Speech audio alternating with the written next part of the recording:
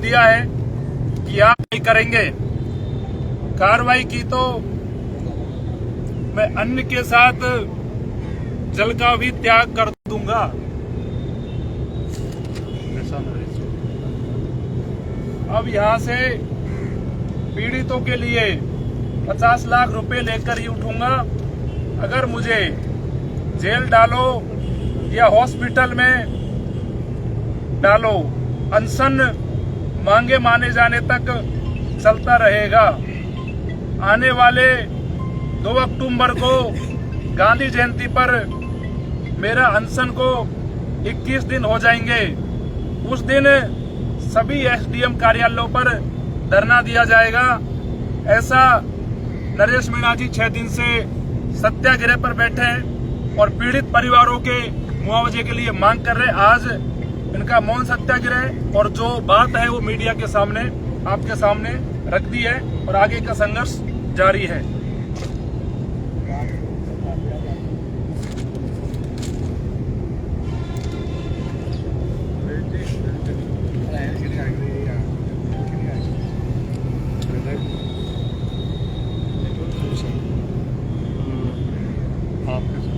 आपके जो सवाल हो आप पूछ सकते हो।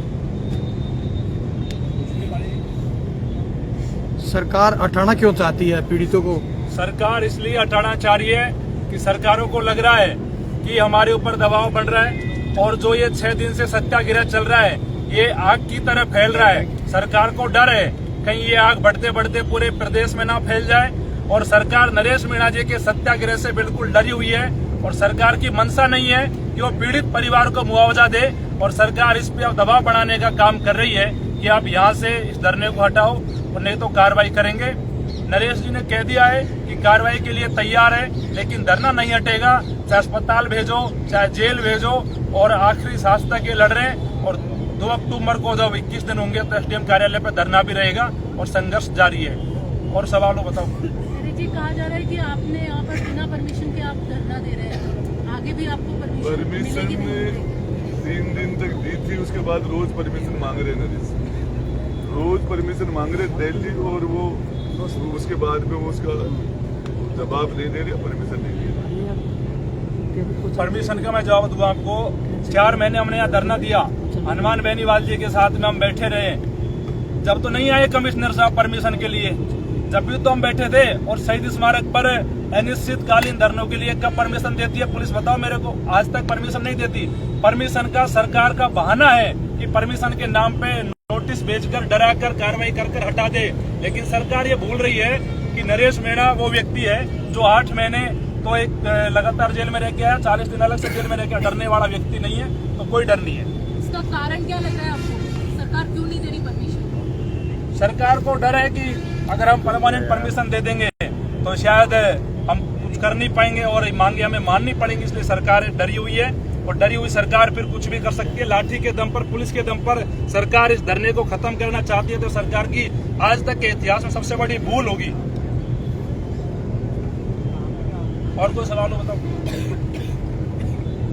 एक बात मैं कहना चाहता हूँ कि आप सब गवाह हैं, आप तो मीडिया से हैं। आपने देखा कि लगातार अनगिनत दिनों तक यहाँ पे लगातार धरने चलते हैं और कोई परमिशन की बात कभी नहीं उठती है। लेकिन आज ये दुर्भाग्य है कि पहली बार जब एक छोटे छोटे बच्चे जो कि सरकार के भ्रष्टाचार के कारण असमय काल कल्पित हो गए और जब उनकी लड़ाई लड़ने के लिए कोई व्यक्ति यहाँ आके बैठा है, नरेश मीणा बैठा है, तो सरकार परमिशन की बात करिए। जिस जगह हम बैठे हैं यहाँ पर 2020 के अंदर अशोक गहलोत जी एनआरसी का धरना चल रहा था, आपको ध्यान होगा, केंद्र सरकार के खिलाफ, और खुद मुख्यमंत्री रहते हुए अशोक गहलोत जी यहाँ पे धरने में शामिल हुए।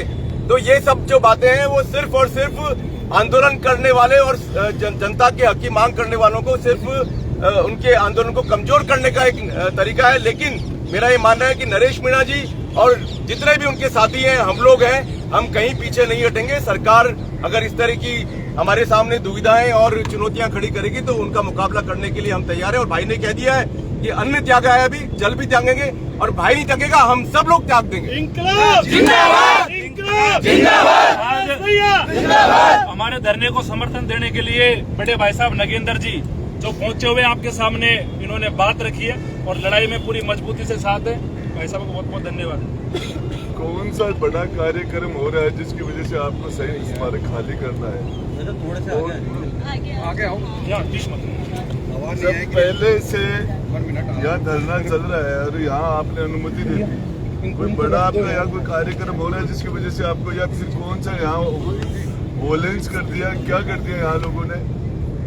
ऐसा कोई शांति से धरना हो रहा है और उसके बावजूद इस तरह का नोटिस, ये तो हमारे लोकतांत्रिक अधिकारों का सरासर हनन है। और धरना देना संविधान ने हमें राइट दिया है और इसके लिए सरकारों ने जगह नियुक्त कर रखी है। इस जगह पे नरेश जी मीना ने तो ये भी कहा है कि आप राजस्थान में कोई भी जगह बता दो मुझे। नरेश मीना जी ने तो जब पहले गेट बंद किया था तो आप कहीं भी बता दो, मैं तो वहां जाके बैठ जाऊंगा।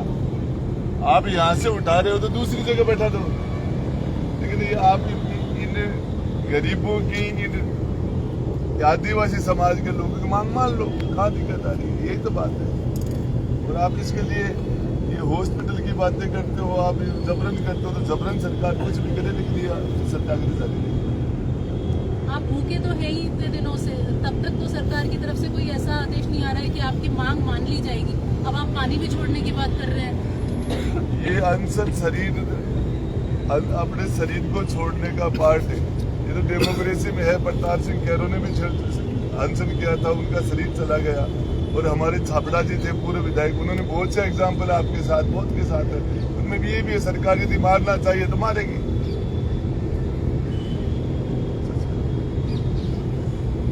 झालावाड़ पीप लोधी हादसे में मृतक और घायल बच्चों के परिजनों की आर्थिक सहायता के लिए कल जो अकाउंट नंबर डाले थे वो बचत खाता होने के कारण से तुरंत बंद हो गया था। यूपीआई आईडी ब्लॉक हो गई है।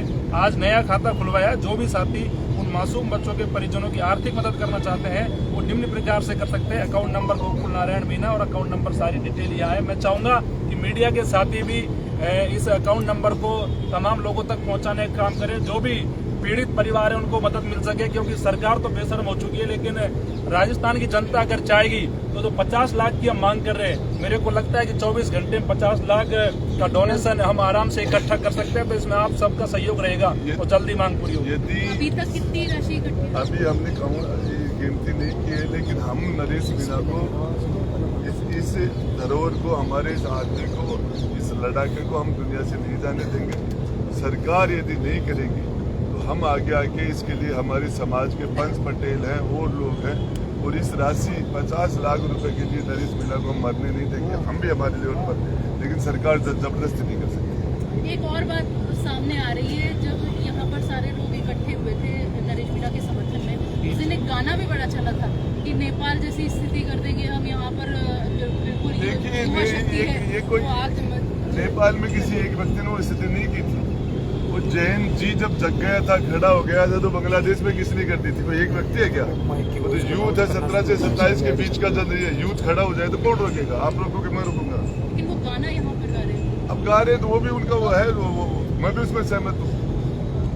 आपकी तरफ से ऐसा दावा किया जा रहा है कि पीड़ित परिवारों को सरकार ने सिर्फ बकरी दी, लेकिन सरकार ने ऑफिशियल नोटिफिकेशन जारी करके कहा है कि पीड़ित परिवारों को 12-12 लाख रुपए जो भाई आपको एक नहीं दो, आपको 50। एक मिनट में साथ ही उन्होंने ये भी कहा है कि संविदा पर नौकरी भी दी गई है प्रत्येक पीड़ित परिवार को, और उन्होंने 1.5 करोड़ सरकार के स्कूल के नवनिर्माण के लिए दिए हैं और टोटल 1 करोड़ 85 लाख रुपए दिए। तो आप क्या कहेंगे? मेरे भाई मैं आपको बता नहीं तो घर से देता, और पैसे हमने तो गधे को भी 60,000 रुपए दिलाए हैं। और सरकारों के अंदर ये जो कंपनसेशन है, जो किसी की मदद करने की बात है, ये तो दुनिया भर के एग्जाम्पल है।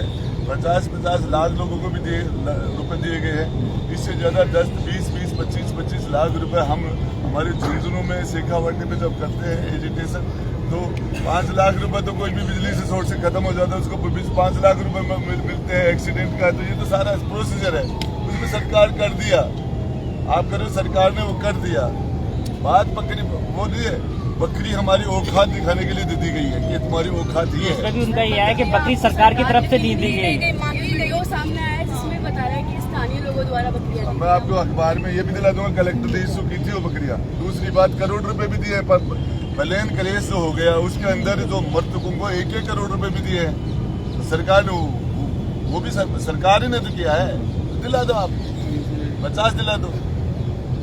सरकार ने करोड़ पहले आपकी मांग 1 करोड़ की थी, फिर 50 लाख में कैसे आ गए आप? अब इस मामले के अंदर जो आप बता रहे हो कि ये सरकार ने कर दिया, ये काट लेना, ये कम कर देंगे आपके जो आपने मदद की है वो कम कर देना। कल्याण को 50 लाख रुपए दिए थे, कल्याण के मामले में उसे 2 सरकारी नौकरी दी थी, यहाँ 50 लाख जयपुर में भी दी है।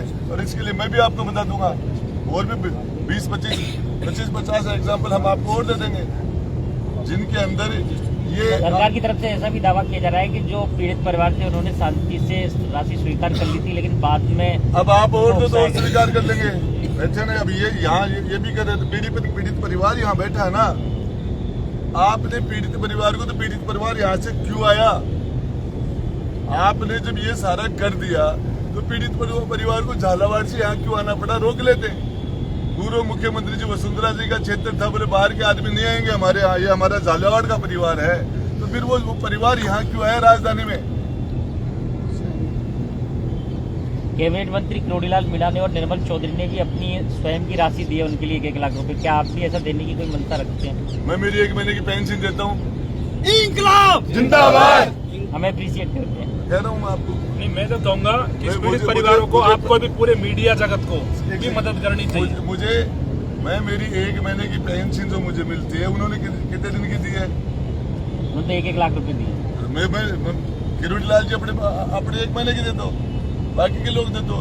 जब भी कोई पीड़ित होता तो हम देते थे पहले। मुझे तनख्वाह तो मिलती नहीं है, पेंशन मिलती है, मैं 1 महीने की पेंशन देता हूँ। अभी हम वहाँ एसपी साहब के पास गए थे, उन्होंने कहा कि भाई संधि मिलेगी थोड़ी, मैं अभी दर्ज करेंगे और यहाँ से जो खाली करके। अरे वो मैंने वाली का भी हवाला दिया, वो नोटिस दिया है सर, अभी जस्ट मिल गया है। अरे एसपी साहब साउथ है ना, वो जो किया है तो नोटिस आई गया ना, वो तो आएगा, अभी जस्ट मिल गया है। सरकार जबरदस्ती करेगी, सरकार करेगी जबरदस्ती। जेल में भी डाला है, 2 बार डाला है, जबरदस्ती यहाँ से उठाएंगे। सरकार तो सरकार है, लेकिन ये जेल में भी अनशन करेंगे। भगत सिंह जी जेल में क्या था, जेल में कर देंगे, बाहर कर देंगे, समर्थक कर देंगे, ऐसे लोग। और आपके पास वो भी मदद, तो झालावाड़ में उन्होंने कोई मदद की है पता नहीं, वो झालावाड़ वालों ने की है, राजस्थान सरकार वालों ने की है। कोई भी खिलाड़ी ओलंपिक का मेडल लेके आता, दिल्ली वाले भी उसको देते हैं, राजस्थान उनकी स्टेट की सरकारें भी देती है, तो वहाँ वाले भी कर दो, यहाँ वाले भी कर दो, कहाँ दिक्कत आ रही है? नहीं, दोनों ही तरफ से किया गया है, राजस्थान पता नहीं मुझे कहाँ से, लेकिन है ना जो अमाउंट, मेरे भाई आपको बताऊं, जो अमाउंट है ना, वो सांप दंश से कोई चला जाता है उसको 5 लाख रुपए मिलते हैं, बिजली से कोई चिपक जाता है करंट से उसको 5 लाख रुपए मिलते हैं, किसी में 10 लाख। ये तो सरकारों के फैसले हैं। एक्सीडेंट के अंदर सरकार देती है, हर चीज के अंदर देती है। मुख्यमंत्री चिरंजीवी के अंदर पैसे मिलते हैं, दूसरे पैसे मिलते हैं, ये तो 50 मामले में बता दूंगा। अब कौन से मध्य में मुझे तो पता नहीं, लेकिन वैसा ही कुछ हुआ होगा। लेकिन ये स्पेशल केस है ये, जिसके अंदर एक आदिवासी समाज के स्कूल, सरकारी स्कूल में बच्चे दबके बड़ा दिल दिखा के कर दो, चले जाएंगे आराम से, क्यों गैसरी की बातें क्यों करते हो? आज तो मोदी जी का जन्मदिन है, आज तो कम से कम दिल दिखाना चाहिए। मुख्यमंत्री जी चाय पा रहे हैं, वो भी, ये तो वो भी नहीं पिएंगे। आप ये देखिए कि मतलब मोदी जी पूरे राष्ट्रीय स्तर पे छात्रों के साथ संवाद करते हैं। हमारे स्कूल के छात्रों का मनोबल बढ़ाने के लिए वो संवाद करते हैं, लेकिन क्या उनको पता है कि उनकी इस व्यवस्था में, उनकी सरकारी स्कूल के अंदर ऐसे में काल कल्पित बच्चे हो जाते हैं, उनके माँ बाप जो है बिना बच्चों के हो जाते हैं, तो क्या उनका कोई कर्तव्य बनता है? क्या सिर्फ उनका यही कर्तव्य है कि मुझे सिर्फ बच्चों से बात करनी है और एक उनका मनोबल बढ़ाना है? क्या वो जिम्मेदारी लेने को तैयार है कि भी उनके रहते हुए आज आजादी के 70 साल के बाद जब हम चंद्रमा पे जाने की बात कर रहे हैं, मंगल पे जाने की बात कर रहे हैं, और वहां पर हम करोड़ों अरबों खरबों रुपए खर्च कर रहे हैं, और वहां एक स्कूल के अंदर उनके भ्रष्टाचार के कारण, उनकी लापरवाही के कारण बच्चे ऐसे में काल कल्पित हो जाते हैं। मैं कह रहा हूं उन बच्चों को तो शहीद का दर्जा देना चाहिए जो आपके भ्रष्टाचार के कारण शहीद हो गए। लेकिन सरकार अपने गिरेबान में झांकने के बजाय जो व्यक्ति उनके लिए लड़ रहा है, उनके लिए संघर्ष कर रहा है, उसको जेल के अंदर बंद करने पर तुली हुई है। ये लोकतंत्र की जो तानाशाही जो है, लोकतंत्र के नाम पे जो तानाशाही चल रही है, उसकी पराकाष्ठा हो चुकी है। सबसे पहले तो नरेश जी की तरफ से मोदी जी को जन्मदिन की शुभकामना देता हूँ, उनकी लंबी उम्र की कामना करते हैं। और फिर वो आपके चैनल पर जा रहा होगा, तो इसके माध्यम से गरीब का जो इनकी मांगों पूरी करवानी है। आपके जन्मदिन के ऊपर पहले बड़े मुख्यमंत्री हुए हैं और भी हुए जो जिनके जन्मदिन पर कैदियों को छोड़ा जाता है, सीनियर सिटीजन के आधार पर, बीमारी के आधार पर, महिला के आधार पर, जेलों से लोगों को छोड़ा जाता है। बहुत चीजें कहते हैं। यहाँ इनको जेल में डालने की बात कर रहे हो आप। मोदी जी के जन्मदिन के ऊपर ये एसटी समाज को ये तोहफा दे रहे हो, ठीक। और कोई सवाल? मैं भी मीडिया के बंधुओं से एक निवेदन करना चाहूँगा कि मीडिया इस देश का लोकतंत्र का चौथा स्तंभ है और चौथा स्तंभ होने के नाते मैं आपसे ये करबद्ध निवेदन करता हूँ कि इस केस के अंदर आप इसमें मदद करें। आप अच्छी तरह से जानते हैं कि आज वर्तमान समय में सरकारी स्कूलों के अंदर ज्यादातर शेड्यूल कास्ट, शेड्यूल ट्राइब और इस देश के हर समाज के अंतिम पंक्ति में बैठे हुए व्यक्ति, आदिवासी, गरीब लोग पढ़ते हैं और सिस्टम की लापरवाही के कारण जो बच्चे मरे हैं वो सिस्टम की लापरवाही के कारण उनकी अकाल मृत्यु हुई है।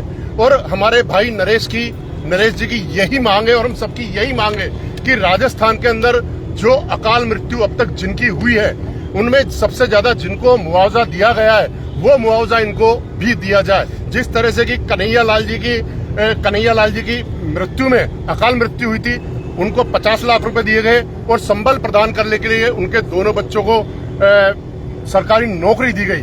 दूसरा उदाहरण मैं यहाँ पर रामगंज का भी आपको बताना चाहूंगा कि कुछ समय पहले आप सब मीडिया बंधुओं को पता है कि वहां पर हुई दुर्घटना के अंदर और घटना के अंदर वहां पर 50 लाख रुपए दिए गए थे और संबल प्रदान करने के लिए सरस दूध की डेयरी प्रदान की गई थी। तो मैं मीडिया के बंधुओं से ये निवेदन करना चाहता हूँ आप सरकार तक और इस पुलिस प्रशासन तक ये हमारी आवाज को पहुंचाने का कष्ट करें कि शोषितों, वंचितों, पीड़ितों, दलितों और इस देश के हर समाज के अंतिम पंक्ति में बैठे हुए व्यक्तियों को न्याय दिलाने के लिए, उनकी आवाज बनने के लिए जो हमारा भाई ने जो हिम्मत दिखाई है, हम कंधे से कंधा मिला करके, कदम से कदम मिला करके इनके साथ है। और मैं देश के सारे युवाओं से भी अपील करना चाहूंगा कि इस सिस्टम को बदलने के लिए जहां पर मंगल और चांद पर जाने की बात करते हैं, आप गांव के अंदर जाकर के देखो कि गांव के गरीब के बच्चे जो इस देश का भविष्य है, कल को जो बच्चे जो मरे हैं उनमें से कोई आईएएस बनता, कोई आईपीएस बनता। जब चाय वाला एक प्रधानमंत्री बन सकता है तो क्या वो मजदूर जो मेहनत करके पैसे कमा करके और इस तरह से पढ़ा रहा है, क्या वो प्रधानमंत्री नहीं बन सकते थे? उनमें से कोई इस देश का प्रधानमंत्री बनता, उनमें से इस देश की कोई मुख्य धारा के अंदर जुड़ता। क्या वो दलित है या एससी, एसटी, ओबीसी और इस समाज के अंतिम पंक्ति में बैठे हुए व्यक्तियों के बच्चे हैं तो उनसे क्या हम कुठाराघात करेंगे? उनको क्या हम न्याय संगत उनके साथ में हम न्याय नहीं करेंगे? पूर्व में ऐसे उदाहरण हैं जिनकी अकाल मृत्यु हुई है, 50 लाख रुपए हमने उनको दिए, उनके घर परिवार को चलाने के लिए उनको नौकरियां दी है, किसी को हमने सरस दूध की डेयरी दी गई है। यहाँ पर एक मानसिकता दर्शाते हुए बकरियां चराने के लिए दिए। मैं आपको यह बताना चाहूंगा, मैं वहां पर 3 दिन में उन बच्चों के 3 दिन में गया था। ये परिवार यहाँ पर बैठा हुआ है, मेरे खुद के वहां पर आंसू आ गए। अभी भी ये रुवालियां मेरी खड़ी हो गई है उस घटना को, उस दृश्य को देख करके। वो जो माँ बाप थे जिसके 2 बच्चे थे, आप यहाँ पर परिवार नियोजन का हमारे 2 का पूरा वो परिवार था, जो एक बेटा था, एक बेटी थी, दोनों अकाल मृत्यु मर गए। उनके पिताजी छोटू लाल जी रो करके बता रहे थे कि एक बच्चा मेरे इधर सोता था, एक बच्चा मेरे इधर सोता था। जब पैसे मांगते 10 रुपए रोज गेहूं बेच करके उसको दिया करता था। किस तरह से वो लोग पढ़ा रहे थे, किस तरह से वो इस देश की मुख्य धारा में जोड़ने का प्रयत्न कर रहे थे। और अगर गरीबों की और शोषितों की, वंचितों की, पीड़ितों की, इस देश के गरीबों की आवाज उठाने का दंड अगर सरकार जेल देती है तो इस देश के युवा, ये भाई नरेश के साथी, सब भाई नरेश के साथ में जेल जाने को भी तैयार है। नरेश जिंदाबाद।